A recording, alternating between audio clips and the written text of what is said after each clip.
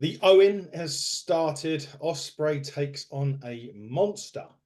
And well, it's loads more has happened this week on AEW. Dave, for one, I've managed to take you away from the merchandise shop that we were just talking about. Thank you for gracing us with your presence. Yeah, I'm gonna have to place my order before this podcast goes out live. I don't want anybody else to get any bargains before I get what I want. I am not taking the blame with your missus for that. So, Stace, if you do watch this, bro, it's nothing to do with me. All right. So anyway, It was everything to do with you. anyway, moving on very swiftly to another guest. How always pleasure to have this man on every week when we class an AEW chat. It is the all bearded genius, or the all elite bearded genius. Sorry, it is Gary Joe, all the way from America. How are you, my friend? Oh gosh, I really need to talk about some AEW with you guys because it's been very, very challenging to say the least the last couple days. Um, Fans just being fans, but I got to say something too. Dave, if anything, you have to get Eden something of Tony Storm. Yeah. That video, I can tell you now. So I did post it on my socials. I Yeah, had to be quite forward 40, maybe 50 close new messages saying people love that video. Where did you get it? Well, obviously, I sent them over a link to your socials, guys. So hopefully you get some of that nibble. But yeah, that was a really cool thing, dude. thanks, man. Yeah, she makes us laugh on a daily basis, and I've got her to do the scissor and stuff. How I say that is yeah, I've got her to scissor.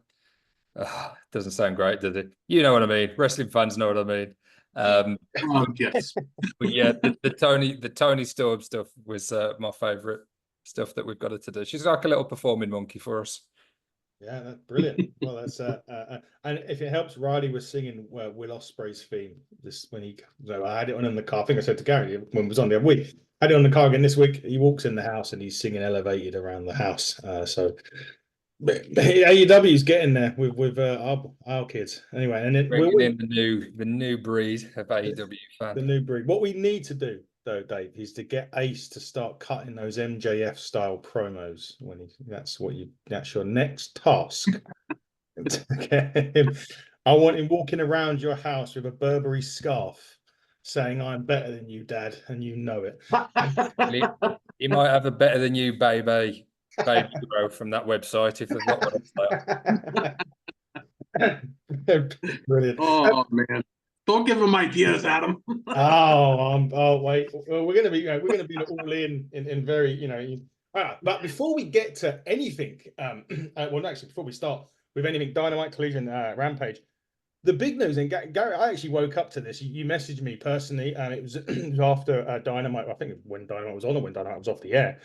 Dave, AEW bringing Dynamite and Collision to Cardiff, Wales, the week of All In. Now, we said this last year that maybe they should have done. Now, I don't say they should have done it, but it might have been a good idea to do it.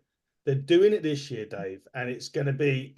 I've got a feeling this is a great move for AEW to bring their flagship shows over, obviously to the UK into Wales. But what a great move! Yeah, do you want me to go? Oh, sorry. Yeah, I did say Dave. So can you stop? Yeah, sorry, I thought Gary was going. Yeah, great move. And the fact that they're having it in Wales as well, you perhaps expect them to have it in London, given where the big show is. But if they can reach more of their fan base across the UK by having shows in Wales and then coming over to England for the main show, that could be a really good thing. And obviously, this year WWE haven't been to Wales. They were up in Glasgow in Scotland for their show, Clash at the Castle.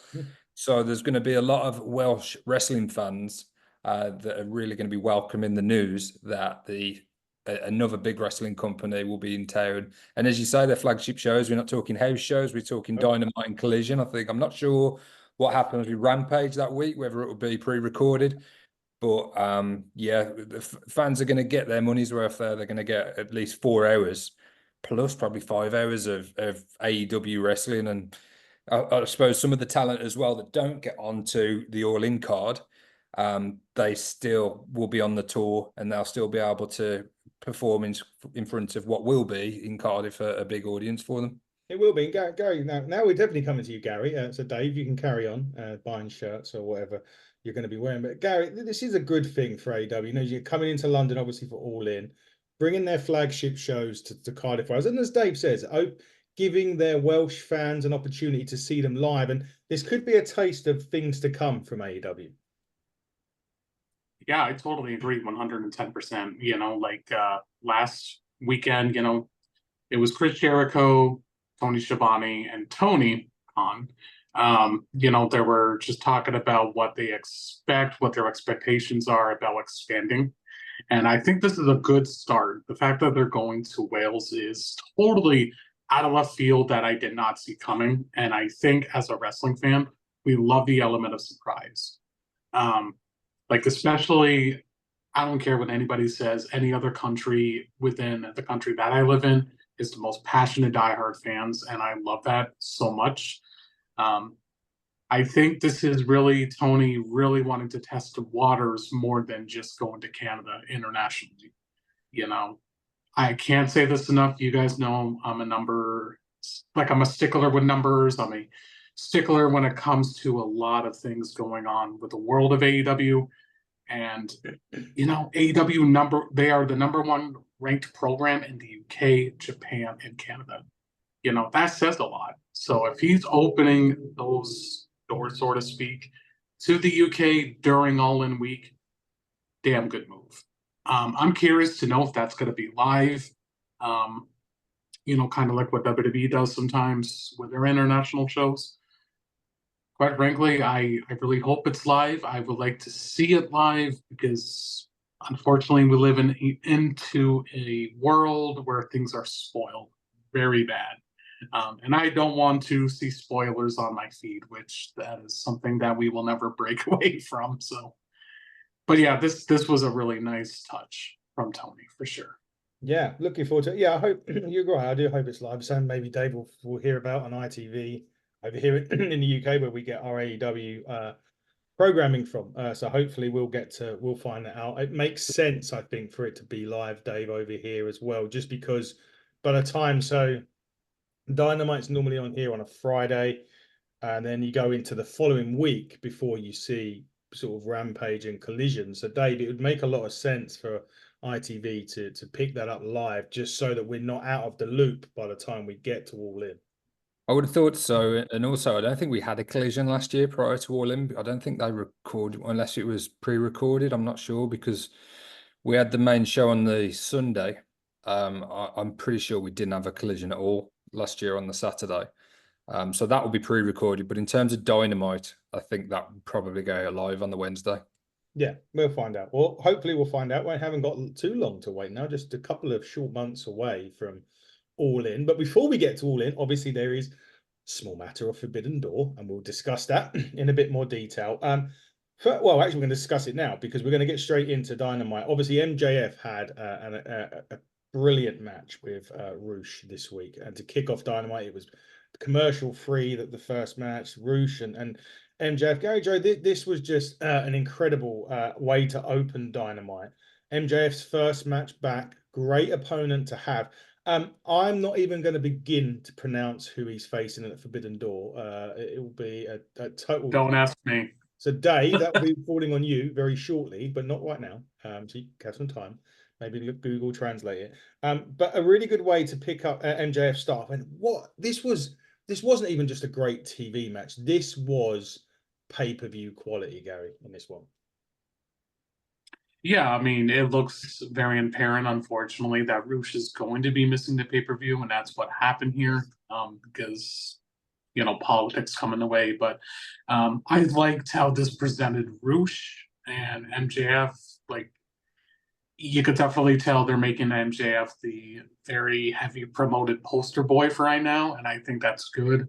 MJF, he knew what he's signed up for when he was re-signing, but I hope this really continues things with Roosh and MJF. I really, really do. Even as an AEW fan, I'm not afraid to admit sometimes Tony steers away from those storylines that are getting kind of built.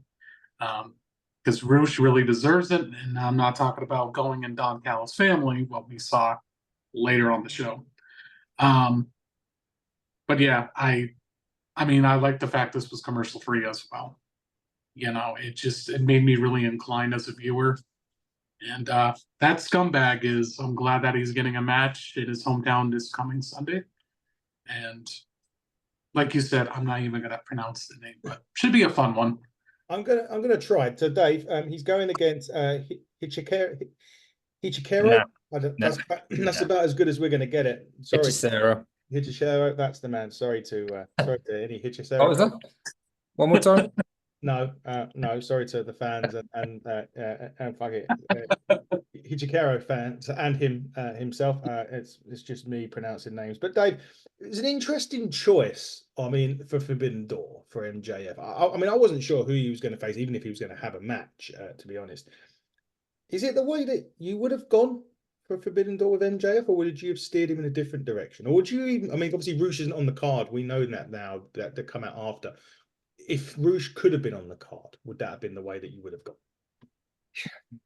Possibly. I mean, I did like that they followed this up, because I thought MJF would win the match. Yeah, it was followed up, and I like that, like, because we want to know what happens to Roosh. We don't just want Roosh to disappear. We want him to be involved in some kind of story, and it looks like they're doing that. In terms of facing Hechicero, I think it would be a great match, and it's trying to incorporate another company into Forbidden Door.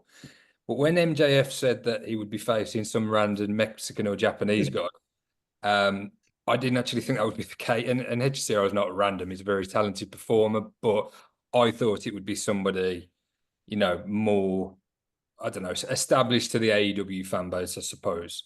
But I think it'd be a good match. I think it'd be a good match, and there's no way Max is ever going to lose, is he?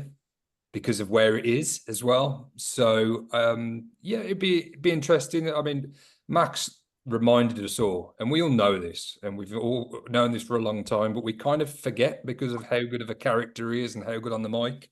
But he showed us against Roosh just how good of a wrestler he is in that ring. And as good as he is, I still think he's kind of underrated as to how good he can go on to be as well. How old is he, Gary? I think he's in his early 20s still.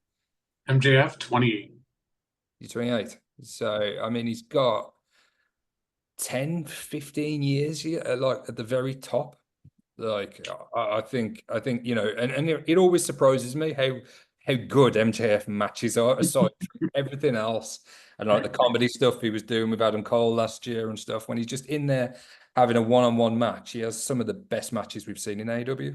Yeah, definitely. I think that definitely goes under the radar, his matches, just because of his mic skills, and he generally makes the YouTube stuff with its MJF shoots on and so on, and as soon as you hear next year we will get MJF and Gabe Kidd in a feud that I think we all can enjoy, because I think the FCC will be called. AEW will have to pay some fines because of their language. Who knows? Those two on the I mean, geez, if that ever happens, I mean, that will just be you could imagine the fines racking up on that, just on the mic battle alone. Speaking of mic battles, and it brings me really nice. I mean, this, Dave, for me, Will Ospreay, Swerve Strickland, and it finally got personal with this. And I love this. I mean, we've had it for a few weeks. There's been a lot of respect there, which has been good. But finally, Swerve. First off, it was Ospreay. He fired a little shot saying, "Well, you had hit row, I had a hit list," and he went and done that list, etc., etc. And he's talking about hitting the Tiger Driver again. And I think you made a point last week of saying that you don't think he's going to hit the Tiger Driver at this particular match. But then Swerve hit it. And then he went into his wife, Ospreay's son, and that's when stepson, and that's when Ospreay, broke in terms of perhaps Swerve's getting inside his head. But it was such a well executed promo, Dave, that alone, if you was thinking, I'm not sure I'm going to watch, Forbidden Door, you watch that promo, you pick up your phone or you pick up your remote control and you hit purchase right there and then. Yeah, definitely.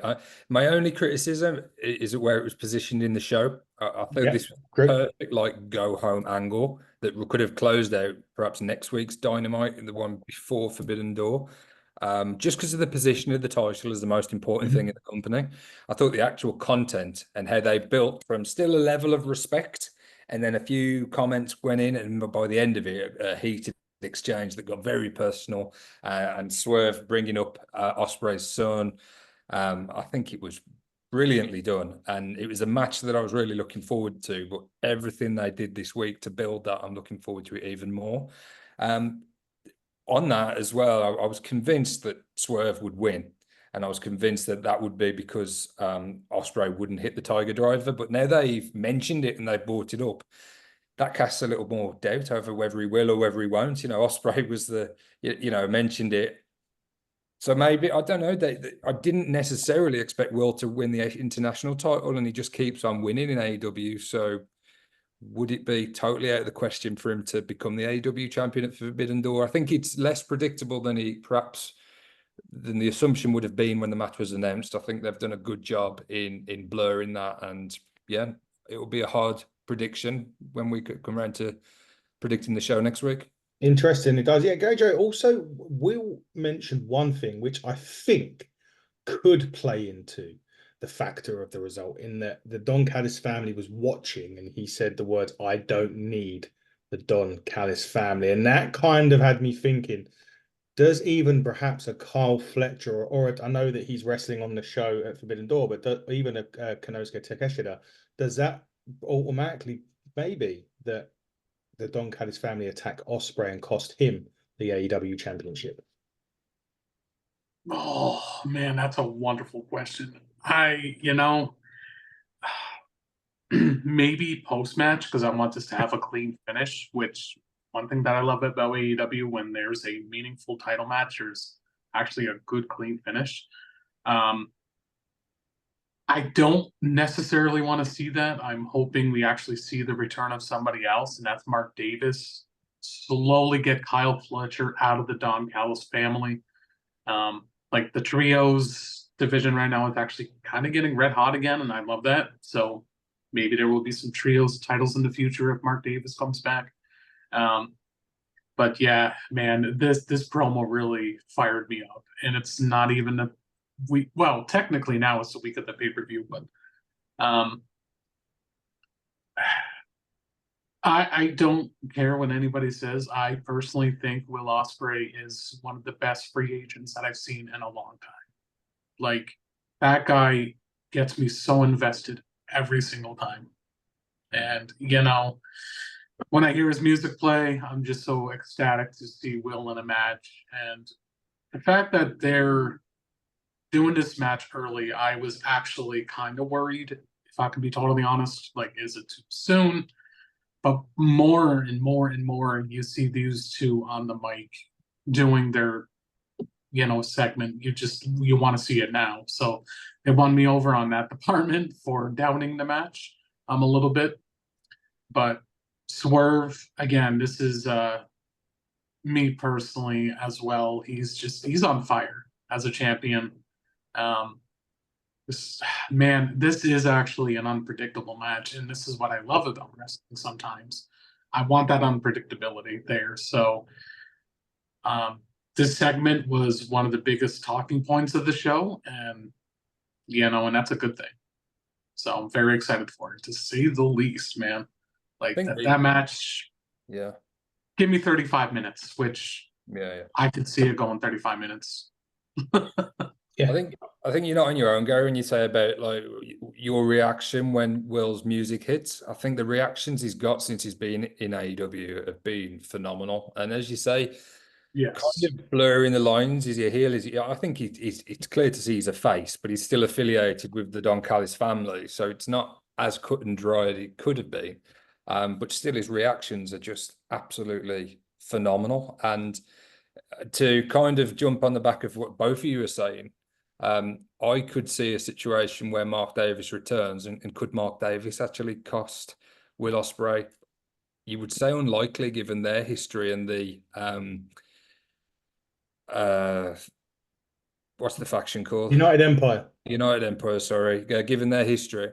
But money talks, and Don Callis He's obviously still on the recruitment drive, as we saw with Ruth. So there's a lot of different factors that go into the pay-per-view, and it could go a variety of ways. And we don't know if Swerve's going to retain or whether Ospreay's going to walk out as the new AEW champion, particularly going into AEW's biggest show of the year in Will's home country. So yeah, it's going to be a great main event. It will be. Congratulations to Will's mom, by the way. Oh, I need to add. So I was going to wait because I was going to talk about Ospreay and MJF very, very briefly. Yesterday or Saturday, we attended the promotion of Will Ospreay's mum, RCWA, over in Essex. We had a whale of a time. We was helping set up, and Rachel was actually selling merch with her for the start of the show. Very big thanks to RCWA for letting us come in early, and just for the whole day. It was for the whole evening. Some great entertainment. She has her own Titantron. She has her own music. She's very much like Will in a lot of ways when she's on the mic. She's absolutely brilliant. But yeah, just thanks. You call anyone a wanker? She didn't. No. Not this time. There's a wrestler called Harry McDonald, and she calls him Harry Hot Dog. And then it's a family show, so Okay. Very much. Although there was a few, there is a bit on the if you go onto the Hitting the Turnbuckle Facebook page, I did do a Facebook Live throughout the majority of the no DQ main event last night between Corey McRae and Kelly Six. Excuse my camera skills, they're not the best, but we did get to see a lot of great action there. So I wanted to thank Sue Ospreay and the team at RCWA, and we'll be back in October for their Halloween show. Let me just go back now and make the point I was going to talk about. MJF and Will Ospreay had a bit of a to-do as well. More like an accidental coming together, which nearly turned to blows. Gauging that crowd reaction, though, Gary, when that happened, it is inevitable at some point we're going to get Ospreay and MJF. And when we always say the phrase like "take my money," and we say that quite a lot. I mean, when I saw the main event for Dynamite this week, I was already saying "take my money," but that match alone is going to be huge business for AEW. Oh, no doubt, man. Like, no doubt at all. Like, this is you want to talk about promos, those would be endless. Really, really just amping me up to a whole nother level. Like, when would that match happen? I mean, I still firmly believe will actually get his match that he really wants at All In, and I don't think that's with MJF. There's somebody that's set to be a free agent here in the coming weeks that I think Will's going to be facing at All In, but that's a whole different story. When could this potentially happen? I mean, probably around Full Gear time, maybe in November. But yeah, I mean, I think it's no brainer that these two are certainly going to have a match. I mean, I did like the teaser, and again, was very smart booking in my opinion, because you want to hear the reactions of the crowd, right? Like, are they going to be 50-50? Or are they going to be like, but wow, that was a huge pop. That was a very interesting thing, to say the least, when MJF and Will Ospreay, and man, talk about two young talents just ready to collide. I can't wait for that too, man.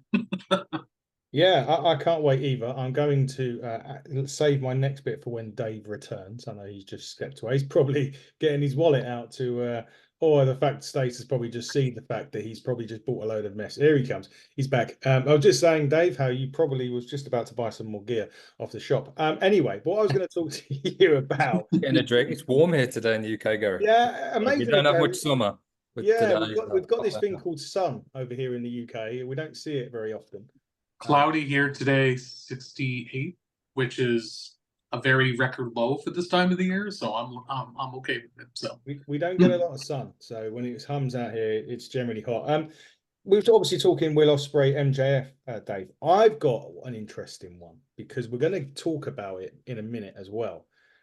Will Ospreay beats Swerve Strickland at Forbidden Door, and MJF is the Joker in the Owen tournament, wins it and goes on to face Ospreay at All In this year. Dave, would that be something that you'd like to see? It is, but I've got to be honest, since I saw the video of Jeff Jarrett talking about being involved in the Owen, which I know I'm jumping ahead.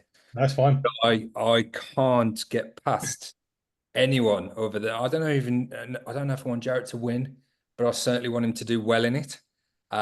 So my opinion of the Owen and the Joker is totally swayed at the minute because it's very fresh, and I've just watched as well the extended version of that interview. So anybody that that hasn't seen it, I would implore you to check it out because Jeff goes into a little bit more detail, and it's all stuff that I have heard Jeff say in the past. You know, he's always been happy to talk about Owen and his relationship with them. And me and you, Adam, we spoke about this last year when when the Owen Hart first started. 2 years we had two. Two.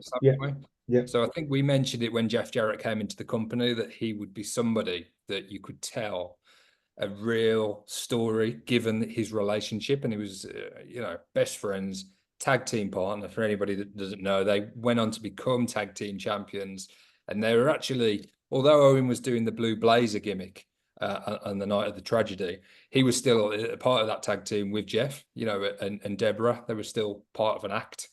So 25 years later, now that we've got this fantastic tournament to honor Owen's memory and to support the charity in his name, as soon as I saw that Jeff was involved in it, I don't know, my heart was just wants the tournament to go in a certain direction. But if it doesn't, and if it results in MJF being that wild card entry and being in that big match with Ospreay, even a big match with Swerve, because we're not sure yet with the Ricochet stuff that we spoke about and the creative plans, for Will. But all I do know is for sure is that Will Ospreay, MJF, and Swerve Strickland will all be in huge matches come All In, and it's going to be fascinating and interesting to see which directions they go in between now and then. You took the words right out of my mouth when you said about Ricochet. I was about to ask Gary. So I'm going to change it now because obviously we don't know the situation with Ricochet. We know that it's sometime in July. He's definitely leaving WWE. He's not coming back on WWE TV. We know that much now.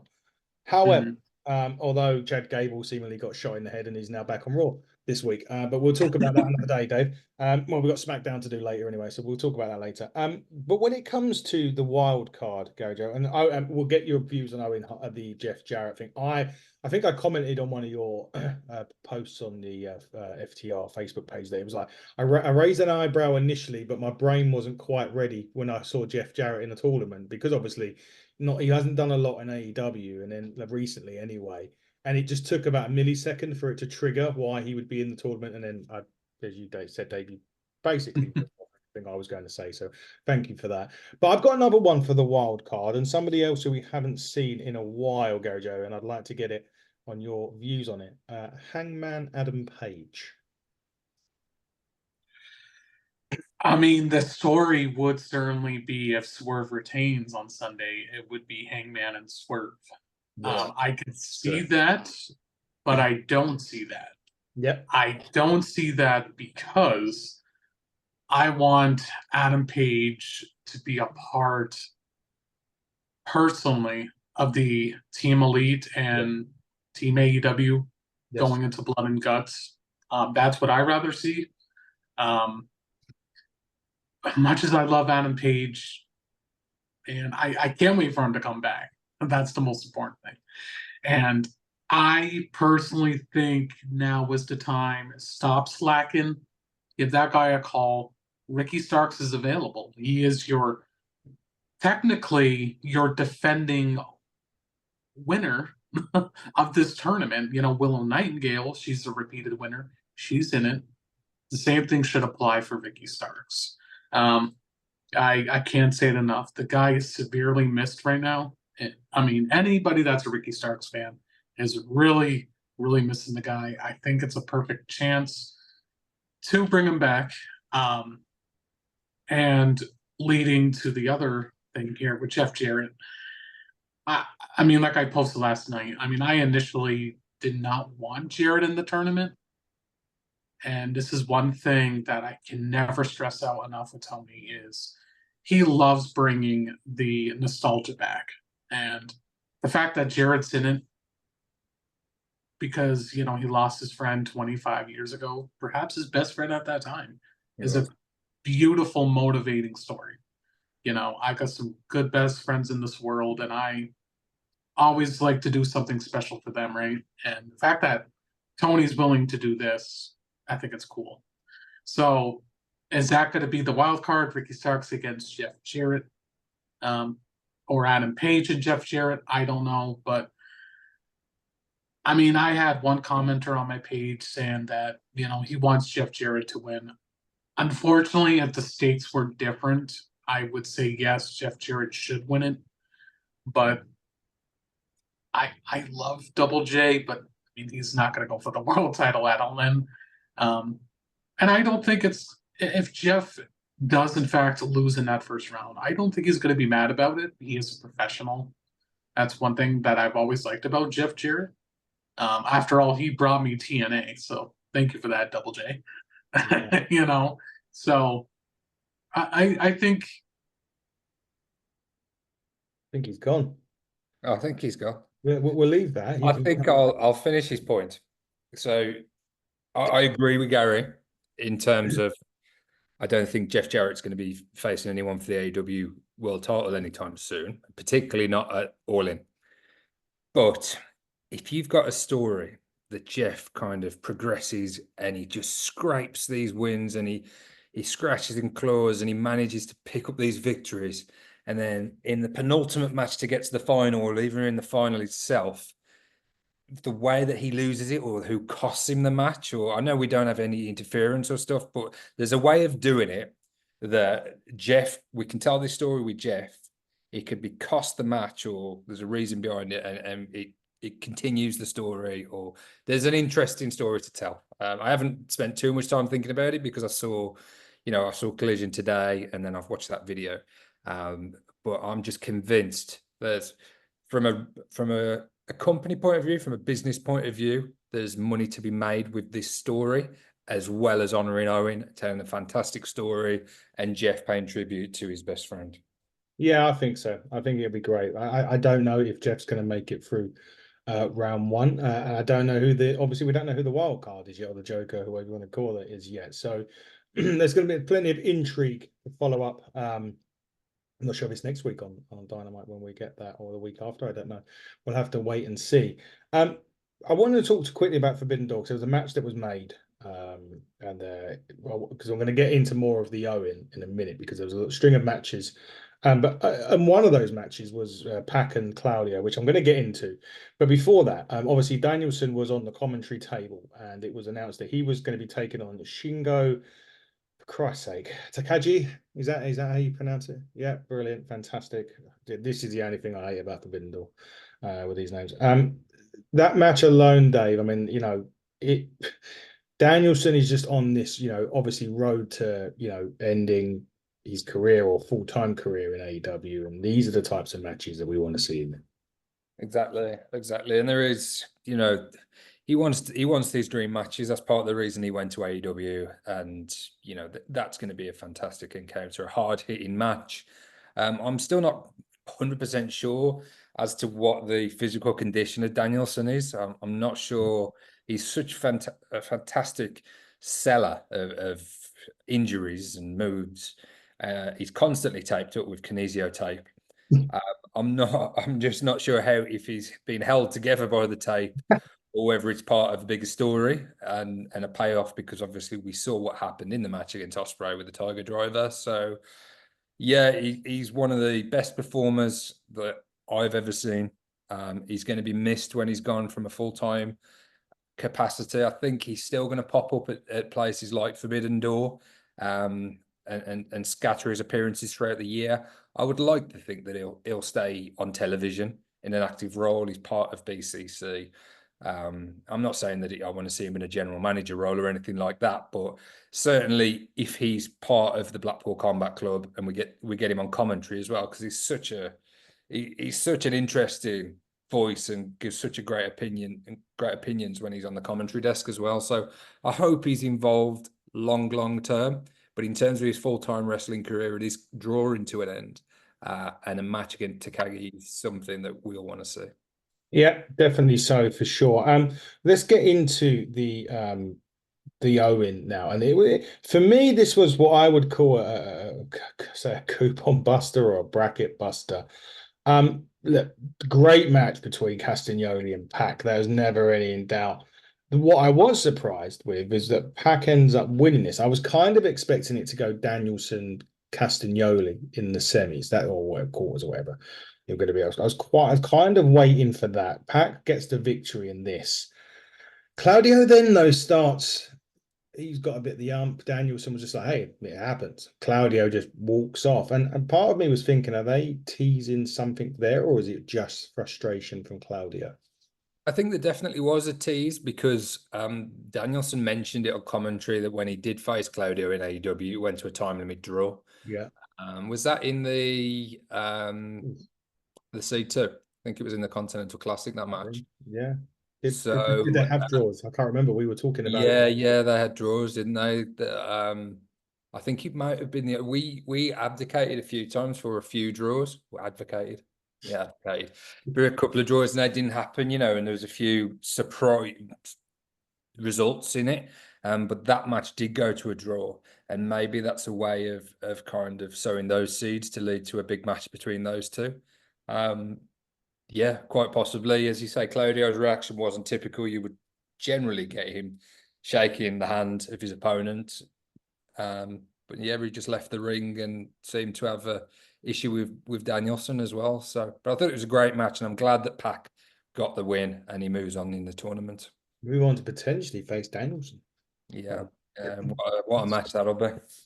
Sometimes you just look at that and just think this is a joke. So you see some of those, potential matchups on matchups. Women's side, saw Statlander beat Nyla Rose. Wasn't too surprised about that. I mean, obviously Nightingale picks up the victory in her match as well this week. So I don't know the brackets. I haven't got the brackets to hand, so forgive me. Are they gearing this up for a Statlander Willow final? Perhaps, I know Willow's the holder of the Owen as well. Is this going to be a Willow Statlander potentially final? I'm going to get the brackets up actually, Dave, just because I need to know where we are. So forgive me, I am on the interweb as we speak. I would suspect that's the way we're going. I would say that Statlander winning the tournament would make a lot of sense as well, given a new change in character and a change in direction. I think picking up a big win over Willow would do wonders for her, and I don't think it would hurt Willow too much because the fans absolutely adore her, and we're going to get that big rematch at some point down the line with Mercedes. So I think if it did, and you might just about to shit on your parade here. Yeah, I was guessing that was so coming. they were on the. So obviously Willow beat Serena Deeb. Statlander beat Nyla Rose. They're on the same bracket side of the draw, so they will go into the semi-finals. Okay. And then obviously on the other side we've got Diana Perrazzo, Hikaru Shida, Mariah May, and Saraya. So here we go. Mariah May against maybe Statlander in the final, and Mariah May picking up the victory and going on to All In to take on Timeless Tony Storm, perhaps. Well, she's from the UK as well, isn't she? So yes. Yeah, you could potentially see that story playing out as well. Yeah, it's a shame for Statlander really if she does get lost in the shuffle to a degree. But if she gets to the final, I think you've got to Statlander's got to beat Willow when they do come to blows. I think if Willow just beats her, then that kills Statlander. So I think that's the direction they'd have to go in. But yeah, maybe Mariah May. Good point. I mean, they've kind of pointed at a little bit of I don't know. You got the love triangle situation with Mina. Yeah. So they have kind of planted a few seeds there in terms of where does Mariah's allegiance lie. So yeah, man, you could see that playing. That's a good point. I hadn't thought about it, but yeah, I think that would be a great match for All In and potentially a great moment for Mariah May, such as we had for Saraya last year. Yeah, definitely. So I think, yeah, you're right. Actually, she could be the one that takes on because obviously it looks unfortunately like Jamie Hayter will not be clear. I mean, she seems to have a really bad injury. This one that she's got. Is If it? you remember, she carried on wrestling as well in that match when she was injured, and we weren't sure the severity of it or whether it was part of the story. But yeah, it's clearly a quite a real bad injury. She separated shoulder, but I think it was shoulder related, wasn't it? Yeah, I think sometimes though, what you because it's just I don't like talk. I know we sort of talking WWE again here now, but I think I remember a Liv Morgan interview where she injured her shoulder. When they actually went in to do the work, they found out that she tore other muscles as well. And it could well be something to do with that. It would have been, I think, Jamie Hayter's tournament to win and to get how her to get back to have her moment at All In that she didn't have last year. So as you mentioned, Saraya had hers. I think she will be at All In, but I don't think Saraya will be winning this tournament. I think this has got Mariah May written all over it. Does she go on to beat Tony Storm? I don't know. I think perhaps that could have a lot to do with where Jamie Hayter actually is in the rehab side of things, how long she's, how far she is away. But nevertheless, yeah, I still think Mariah May is going to be the winner of the women's Owen. The men's one, I don't know. I've not until we know who that wild card is. It's a difficult one to speculate on. Could Yeah. say Danielson, but at the moment there is Yeah.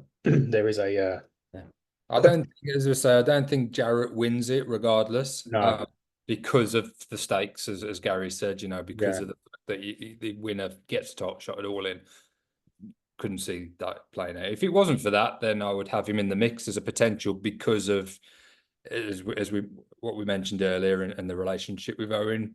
But yeah, we should know soon who that wild card is, and then we can start predicting what we think we might be seeing. But I love the fact that there's repercussion. They're starting this now, and there's it affects the next pay-per-view, but it also has ramifications for the following one. I think that's good booking. Yeah, it definitely is. I just want to say, one of the things I really loved about Collision. We'll get into Ospreay and we're going to talk Ospreay again in a minute and Brian Cage. We have to mention that for sure. But I do just want to touch on this newly formed trio of Hook, Joe, and Shibata. This week, they took on the premier athletes on Collision. Shibata done the walk away. I thought that was absolutely super. I loved it.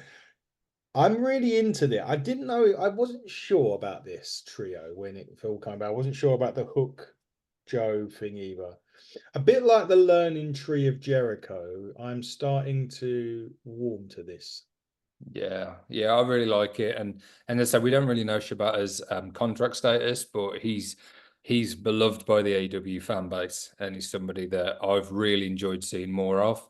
Um, in terms of where they go with it, I'm not sure. Samoa Joe doesn't seem to stay a good guy very long. Sooner or later, he turns his back on whoever he's involved with. So yeah, whether they'll go the Shibata direction or hooking how that involves them all, I'm not sure. I enjoyed this match. I enjoyed that Josh Woods was back as well. We hadn't seen him. We'd seen Neeson Davari. I think Josh Woods is a really talented performer and somebody that I would actually like to see on his own. I know he's done some good stuff in Ring of Honor in the past, but yeah, and AEW got such a stacked roster, so it is difficult. But I would sooner see Woods break out as a singles competitor because I think he's. I don't know. What's your opinion on him? Am I on my own with that, or do you see where I'm coming from? No, I like him. I think it'd be interesting to see him in a lot more, as you say, more single. I like to see him as a single run for sure. I'll just, yeah, it's one of those ones where I saw it's a bit like Brian Keith when he first burst onto the scene in AEW. I was like, I want to see more of this guy. And Yeah, eventually we have done, and he's now obviously a part of the learning tree and etc. etc. So yeah, I'd like to see him in a few more, maybe matches even on Rampage or something like that. I just want to see what he's like in the ring as a single, and then we could make a bit more of a, yeah. give you a bit more of an opinion. But I like the look of him, and I think he's got something, but we need to see more of him. What I want to see, and we're talking about how pay-per-views are connected, and there's consequences and ramifications. Later on this year, and quite a while away yet, we are going to get the C2, and we're expecting that there's going to be a surprise or a couple of surprise or a few underdog entrants in there. I think they really need to start that now in terms of stringing someone on a good run. So they're not just part of the tournament and you're just expecting them to lose and they might get a roll-up victory and they might win one match. It'd be great to see somebody picking up some momentum now. So by the time that tournament rolls around, their inclusion is justified. And then we don't know the outcomes of those matches. And I think somebody, not necessarily Josh Woods, but somebody like him or wrestlers on that level, I would love to see AEW do something like that and start it now, for as far as I'm concerned, or don't start it like a week or two before the tournament starts. Yeah. But that's just me. What do I know? Good luck picking the C2 this year. Yeah. Last year was bad enough. I mean, this year you've got so many other names. I want to see a women's one as well. That has to be done. They could do that, like I was thinking this the other day. They could still have the men's C2, but they could do the women's one like around about this time or maybe earlier in the year, just so you've got like you've got that gap, so you miss it enough, because there is that thing of too much of something can sometimes, But if you do it right and you spread it out through, it's like one of those multiple sort of television programs you get. I'm going to use something totally off the wall here, but like MasterChef, right? You have MasterChef, and then later on in the year you have the professionals, and then later on in the year you have the celebrity version. And it's a stupid fucking analogy, I know, it's way out left field, but it finishes, and then you've got like 12 weeks where you don't have it, and you're like, oh man, I used to love that program being on a day, and then bang, you get the adverts, it's coming back on. You could do the women's one earlier in the year and the men's one later on in the year. Well, similar analogy, but you'd get Apprentice and you'd get the kids version of the Apprentice. So by having the men's version of the C2 at the end of the year and having the women's version at a different time in the year, number one, as we've talked about on the podcast, both the men and women getting the same opportunities, but also it wouldn't be too much tournament all at once. Yeah. Given the fact that every match, if they did run the two tournaments side by side, depending on the amount of entrants, and if they had the same amount of entrants for the women as they do the men, it would just be weeks and weeks of tournament matches, which then, as we know, can affect storyline development and stuff. It can play into it, and they can do a good job of that, and they did last year.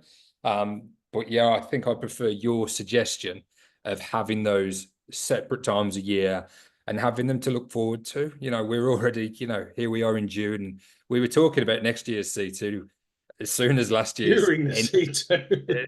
Exactly. So I think a women's tournament would be an absolutely logical thing, and they've done so much good work in terms of the women's division and the women's roster, and the time dedicated to those women's matches.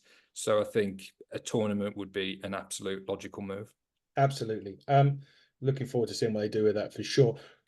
I'm not going to get to the Okada match on Collision. I mean, that was, it was a tough one. So the whole thing is itself, though, Okada, the Elite, looking, obviously Blood and Guts is coming out. So there's going to be, what is it? Normally is 5? Is it normally in Blood and Guts, or is it 4? I can't remember how many there's normally in there. Not 100%. It was definitely we had BCC in one, didn't we? So we know it's definitely 4. 4. Okay, so let's take that. So we've technically got. So we're probably going to be looking at then, because obviously this week on Dynamite, Acclaimed picked up the victory over Nicholas and Matthew Jackson, which I think gets him a title shot. It was Eliminator. It was one of those ones where the Eliminators pick up the victory, which was quite strange and quite refreshing to have, actually, which was nice to see. I thought it was I personally thought that match was a foregone conclusion, as they generally are, but this one, Acclaim picked up. Okada was successful against Ultimo Guerrero on Collision. See, moving to Blood and Guts, we are going to be assuming at this stage that it's going to be Jack Perry, that it's going to be the new Elite, shall we say. We're probably putting the Acclaimed in there at the minute, just because that's kind of, they're in a feud with the Acclaimed. And I have to shout out Okada on Dynamite this week. Yes. When Max Caster was rapping, he was like, "Oh my God, I'm so sorry." And then he was like, "Bitch." What happened? Yeah. That is tremendous. I love that. He's got great comedic timing as an Okada. So funny. You know what though? I found it was same with it with and I've seen it with like Nakamura and a couple of other Japanese guys. I don't know whether it's like if it's on purpose or whether they've just got, because there's 3 or 4 of them that do it. And it just so like it was just the way he come out of it was just tremendous. So he had his match with Lucas, going back to Blood and Guts. See, this is where if they go 5, which I think I'm sure they go 5. Anyway, I think they happened 5 because thinking back to the one that Jericho was in with his Appreciation Society, I'm sure all 5 of the Jericho Appreciation Society were in that match. Yeah, hang on. You know what it's time for, don't you? Because you had Daddy Magic, you had Matt Bernard, he's the same guy. Daddy Magic, Matt Bernard, you had Angelo Parker, you had Daniel Garcia, and you had Jake Hager with Jericho. So that was a 5-on-5. It was the Inner Circle: Jericho, Hager, Guevara, Santana, and Ortiz. Okay. So 5. You're right. They did do 5. Last year was the Appreciation Society: Jericho, Hager, Guevara, Garcia, Menard, and Parker. That was 6. Against Moxley, Claudio, Wheeler, Kingston, Santana, and Ortiz. So they've done 5 and they've done 6. So technically, we've still got some names. So here we go. I'm going to play again the fantasy, but the AEW team, I believe the AEW team is going to be really dependent on Omega's health. I think Kingston would have been a shoo-in if he would have been fit, but that's obviously out of the question. Yeah. So I'm going to go with, I think Hangman joins the Elite, the new Elite right now, and goes against AEW. I think, because I believe that Swerve is going to be a part of AEW's team. Maybe even Ospreay could be a part of AEW's team. And I think that there's still that bad blood there where a Hangman Adam Page decides that he's going against Team AEW. Yeah, I could see that, particularly with what we were saying about the Swerve. So I suppose it depends what direction they go with the world title match as well. Yeah, really, really interesting. I'm sure Hangman will be involved. It makes so much sense. And you could make an argument on both sides as to whether he joins AEW or whether he joins the new Elite. So, yeah, and we've saw some great work from Hangman. You always imagined him as a face. Even when the company started, you could never really see him as a heel, but we have seen that, with the Swerve stuff, even if it wasn't necessarily, meant to be. Swerve got so popular that Hangman just came off as a heel, so yeah, we'll see, but I think that's going to be. We saying that's going to be for control of the company, or probably. I just hope that we don't see a Tony Khan dive off the top of the cage or something. I don't quite think we're ready for that yet. I think the Meltzer driver or the TK driver was at the limit of what I'd want to see. I don't want to see Tony Khan involved in any other way physically. But I'm sure the control of the company thing, where we've got Christopher Danielson involved as well. You've got Omega, you've got the Bucks. There's definitely a story that needs finalizing, or there, like the end to that story. And I'm sure Blood and Guts will be the way that we get there. But as to who's on the teams, we usually get a surprise or two as well with Blood and Guts, don't we? Yeah. Or return. So maybe that's just Hangman. Maybe we get a couple. Yeah, hopefully. It'd be interesting to see. I'd like to know what will happen and we're going to see it very soon. It's not long away. Just to break off a bit of news, Dave, that he was doing the rounds the early part last week, and then we'll finish up with the Ospreay stuff before we finish up. There was some news that broke this past week, early doors. I think it was on a Grilling JR podcast, and he said that Shane McMahon to AEW wasn't beyond the realms of impossibility. And then we heard some rumors that he had reached out, and those rumors were shot down. But the fact that the name Shane McMahon and AEW was brought up, was doing the rounds, and it doesn't always, these type of things always start with something. Yeah. Anything in that? Is it possible? Could that even happen? I think it could. I don't know how beneficial that would be to AEW. I'm sure there'd be a lot of WWE fans that would be interested as to what Shane would do there, whether it would be part of a one-off storyline, a one-off match, or something. That you're gonna get a bump in ratings, but I don't know how that would be sustained. It's a strange one, really, because sometimes you would never consider Shane a wrestler, and then at other times it's similar to Logan Paul or somebody. He's kind of come in at times. He's had some great matches where really you would have. He had no right to have those good matches. You think about the matches historically against Angle. I mean, even the one against Undertaker in recent years, he's had some really entertaining, not classic technical wrestling matches, but real big marquee matches. And the McMahon name, for good or bad, is the biggest name in the history of pro wrestling. So to have Shane there would definitely be interesting. We know that money wouldn't be a problem in terms of the contract and stuff, but it's the creative. I would probably keep away from it. But there's a few things I'd have kept away from. Ric Flair's involvement with the AEW would be something I'd have kept away from. So we'll see. We'll see. But what do you think about it? I don't know. Is it beyond the realms of impossibility? I think it can happen. Does it happen? Do you want it to happen?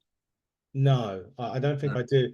And one of the reasons, and I didn't want to touch on this, but I'm gonna. One of the reasons is just because of the tribalism shit that goes on. Yeah. Because if they AEW have a bad week, it's all on Shane McMahon, and there's all of that sort of stuff. I don't know what Shane McMahon, maybe from a creative standpoint, maybe. I don't know. I personally don't think it's the move that Tony Khan should make. What I would say is I do think that he needs help. Right in the programming to do that on you. And I know he does have, his influences, Danielson being one, Jericho being one, Dean Malenko's and people like that are around to assist. But I do think he needs some some writing help from somewhere. I don't think Shane McMahon's the answer either, to be quite honest. But I do think he needs help. But I don't think Shane's the right guy. That's my view. I mean, you could. I mean, I know we just finished talking about Blood and Guts, but as a one-off entrant, a surprise entrant, it would be a pretty big pop, pretty big moment. But I don't think Where's the story in that unless he's taken over AEW? exactly, unless there's something like that. I mean, they could call back the WCW. Exactly. The name on the contract says Shane McMahon. I said Danielson before. I meant Christopher Daniels.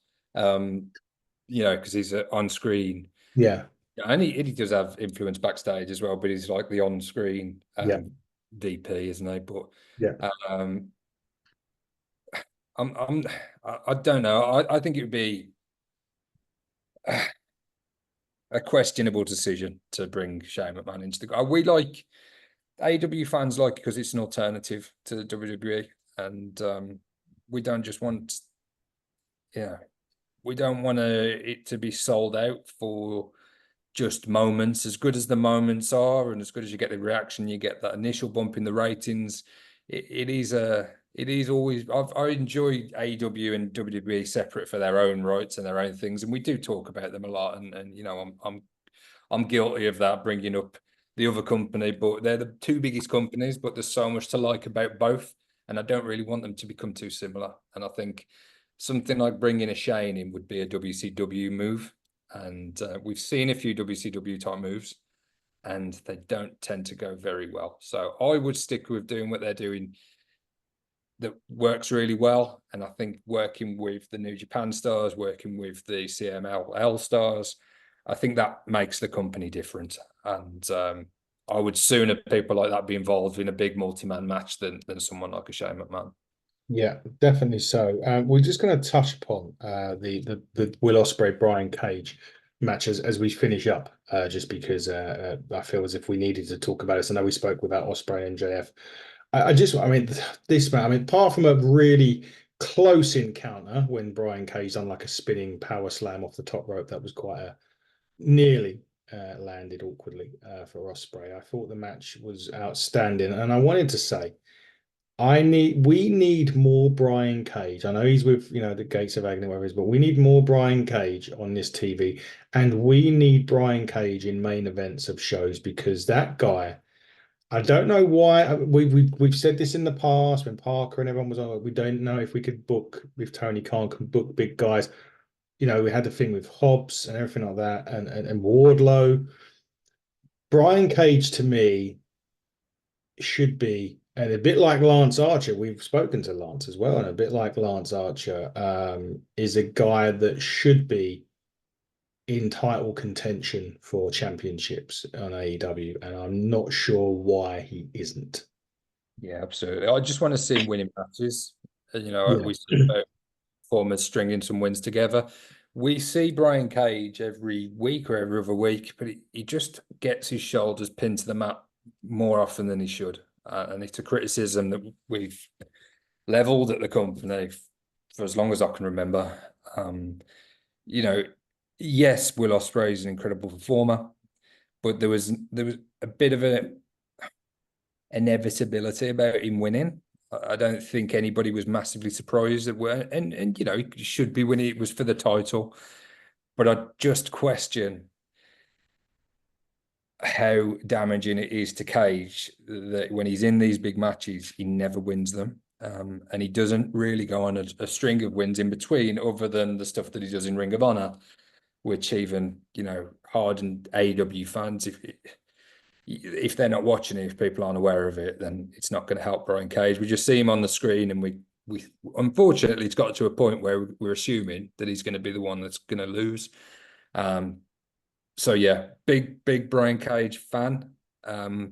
Whether the trios thing will continue or whether he will break out on his own, they could do something interesting with that. The Gates of Agony could turn on him, and we could see Brian Cage in some more singles matches, because he's one of the most talented performers there, and his agility for the size of him as well. He does moves that nobody else can do, and yeah, he's a main event star for me. Yeah, definitely. So we'll wait and see. But Dave, a really good week of AEW television. Off the back, Forbidden Door next weekend. That's going to be a hell of a weekend of wrestling again. To have lots of stuff to watch, lots of stuff to look forward to. The Owen Hart tournament will continue this week, on Dynamite. Lots of bits to look forward to. But as it is AEW, I always give you the honor of serenading us off the podcast. So tune up those vocal cords, my friend, and kill it off as you always do. Yeah, well, it's time to bid you all adieu, goodbye, mwah, and good night. Bang. And stay elite, everybody.